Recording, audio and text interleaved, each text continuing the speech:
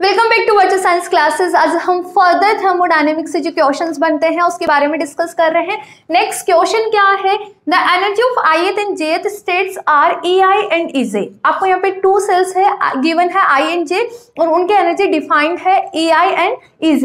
Okay, and their probabilities are pi and pj और इनकी जो प्रोबेबिलिटी है वो भी डिफाइंड है। तो आपको क्या कैलकुलेट करना है? t कैलकुलेट करना है कि t का फॉर्मूला ये आता है। ओके, फॉर्मूले को यदि हम नोटिस करें तो यहाँ पे देखो pi एंड pj है, तो सबसे पहले हम क्या करेंगे? यहाँ पे प्रोबेबिलिटी को डिफाइन करेंगे। ओके, उसके बाद हम इन दोनों का रेशियो निकालेंगे तो क्या पता हमारे पास वहां पे टी का फॉर्मूला जनरेट हो जाए। तो क्या करें? सबसे पहले हम प्रोबेबिलिटी को डिफाइन कर देते हैं कि let us consider probability of molecule of energy epsilon I lying in ith cell is. Probability का फॉर्मूला क्या होता है? P equal to number of particle lie in ith cell is divide by total number of particle. ni तो हमने last lecture में calculate किया है, कितना आता है? n by Z exponential minus का beta epsilon I. Okay, so put कर दो ni क्या है? n by Z exponential minus का बीटा, एनर्जी क्या गिवन है? ei, तो हमने यहाँ पे ei पुट कर दिया, n से n cancel. Okay, so remaining term P I आपके पास क्या है? एक्सपोनेंशियल माइनस का beta epsilon ei is divide by Z. Similarly हम j वाली स्टेट के लिए भी लिखेंगे तो एक्सपोनेंशियल आपके पास क्या आएगी? Probability beta ej is divide by Z. कोई डाउट है क्या यहाँ तक?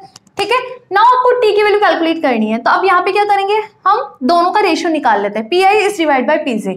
pi is divide by pj यदि हम सिंप्लीफाई करते हैं तो आपके पास आंसर क्या आता है? देखो, करो इसको सिंप्लीफाई। आगे क्वेश्चन में इरेज कर रही हूँ बाय इक्वेशन 1 एंड 2। बताओ pi is divide by pj कितना आ रहा है?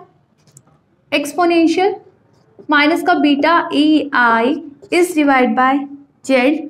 ओके, इसके डिवाइड में pj है तो वैल्यू उल्टी हो जाएगी, Z is divide by exponential minus का बीटा ej।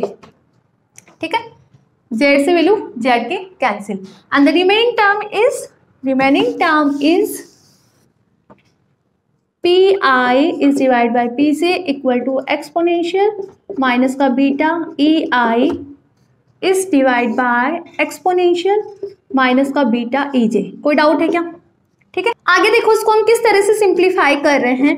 ये इसके डिनोमिनेटर में है, यदि मैं इसको ऊपर लेके जाऊंगी तो इसकी पावर क्या हो जाएगी? प्लस हो जाएगी। तो यहाँ पे टर्म क्या बनेगी? Exponential beta ej। बीटा को यदि मैं यहाँ पे कॉमन ले लूँ दोनों टर्म में से तो minus ei। Just simple basic mathematical लगाई है कि इसकी जो रेशियो में टर्म है हम उसको कहाँ लेके जा रहे हैं? न्यूमरेटर के अंदर लेके जा रहे हैं। ठीक है, नाउ इसको यदि हम आगे और सिंप्लीफाई करें, pi is divide by pj equal to कितना आ रहा है? Exponential ej minus e of i it's divide by beta कितना होता है? 1/kt। ओके, तो आपके पास pi is divide by pj कितना आ रहा है? Exponential ej minus ei is divide by kt। Important formula है ये, इससे हम यहाँ पे एक न्यूमेरिकल सिंप्लीफाई करेंगे जहाँ पे आपको डिफरेंस ऑफ एनर्जी गिवन होगा और टेम्परेचर की वैल्यू कैलकुलेट करनी होगी या फिर आपको रेशियो ऑफ प्रोबेबिलिटीज गिवन होगा। ठीक है, क्वेश्चन पे जाओ। अब क्वेश्चन में आपको टी कैलकुलेट करना था तो आप यहाँ पे टी कैलकुलेट कर सकते हो ना। दोनों साइड यदि हम लोग लेंगे, लोग तो pi is divide by pj, तो एंटी लोग ये हट जाएगा ना, लोग और एंटी लोग। Remaining term is ej minus ei is divide by kt। ठीक है, कैलकुलेट क्या करना था आपको? टेम्परेचर कैलकुलेट करना था तो बहुत इजी है। टी कितना आ गया आपके पास? ej minus ei is divide bye k। Okay, और ये जो ln pi is divide by pj है वो इसके डिनोमिनेटर में आ जाएगा। This is formula of temperature जो आपको क्वेश्चन के अंदर पूछा गया था। ओके, तो इस तरह से थर्मोडायनेमिक प्रोबेबिलिटी से कितने सारे क्वेश्चंस बनते हैं और step to step thermodynamic formula पूछा जाता है। Number of particles ith cell हमने कैलकुलेट किया था वो पूछा जाता है। उसके बाद एक ये पूछ लेते हैं रेशियो pi एंड pj, आपके पास ये वैल्यू आती है। इससे मॉडिफाई करके एक और क्वेश्चन बनता है कि टेम्परेचर की वैल्यू पूछ लेते हैं कि टेम्परेचर की वैल्यू इस तरह से आती है। तो आई होप अब आप थर्मोडायनेमिक प्रोबेबिलिटी का हर एक क्वेश्चन अटेंड कर लोगे।